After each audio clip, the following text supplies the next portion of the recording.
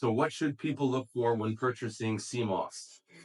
That's a good question. I would look for something that doesn't look too dry and brittle, doesn't have a lot of black lines in it.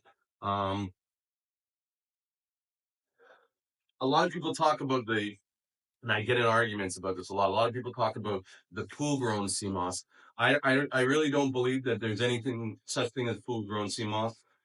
I'm a pretty good person at searching the internet, and I looked and I have not seen one video, one thing. The closest I've seen to full grown sea moss is a video where they basically they propagated the sea moss on the lines before they put it out in the ocean.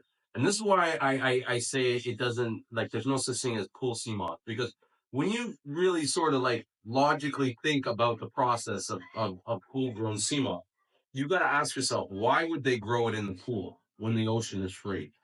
A pool costs money to produce. It costs money to run.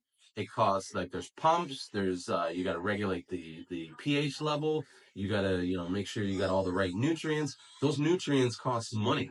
So how, like, if I have to put all this iodine, raw magnesium, raw this, all 92 components for the sea moss, and I try to mimic the seawater, I have to have all those minerals in there, and I got to know what the concentration of the minerals are in each.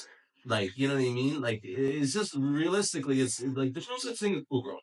This is what I think pool grown is. It's a different species. It's mass produced in Asia, and they dry it using industrial drying machines. I watched a video once where in the Philippines, they're drying the stuff in these boxes. And if I had to think about it, like, if I'm developing a drying machine to dry my sea moss, do I want the sea moss to get smaller, or do I want it to retain the weight? I want it to retain the weight, and that's why you see this stuff that's like thick and it just doesn't look normal. And it's also the type of species that is, that they use, which I find is real consistent in wild craft or wild harvest sea moss. So getting that's the thing about looking for the sea moss. So what I would look for is,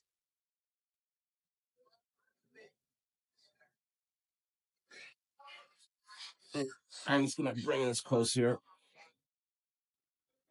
I would look for something that's soft. It can be dry and a little bit brittle.